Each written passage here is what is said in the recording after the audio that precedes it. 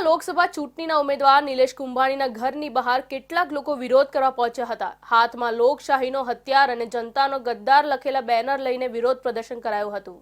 સુરતમાં નાટકીય ઢબે કોંગ્રેસના લોકસભા બેઠકના ઉમેદવાર નિલેશ કુંભાણીયાએ પોતાના ટેકેદારો સામે મિલીભગતમાં પોતાનું ફોર્મ રદ કરાવ્યું હતું, જેને લઈને કોંગ્રેસના મોવાડી મંડળથી લઈને નેતાઓ અને કાર્યકરોમાં રોષની લાગણી જોવા મળી રહી છે।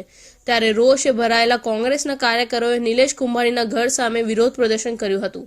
જનતાનો ગદ્દાર અને લોકશાહીનો હથિયારો લખેલા બેનર સાથે કોંગ્રેસના કાર્યકરોએ વિરોધ નોંધાવ્યો હતો। વિરોધ કરનારની પોલીસે અટકાયત કરી હતી। સુરત લોકસભા ચૂંટણીમાં કોંગ્રેસના ઉમેદવાર ષડયંત્ર રચીને ભાજપના ઉમેદવારને વિજય બનાવવાના કહેવાતા કાર્યમાં હવે કેટલાક કાર્યકર્તા એના ઘરની બહાર વિરોધ પ્રદર્શન કરતા નજરે ચડ્યા હતા। કોંગ્રેસની મહિલા કાર્યકરે કહ્યું કે નિલેશ કુંભાણી જનતાને ગુમરાહ કરીને સુરતથી ગોવા નાસી ગયો છે। અહીં જનતા વતી અમે જવાબ માંગવા આવ્યા છીએ।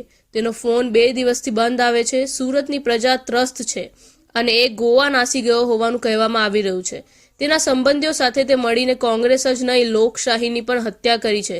પૂર્વ કોર્પોરેટર દિનેશ સાવલિયાએ કહ્યું કે સુરતમાં લોકશાહીની હત્યા થઈ છે।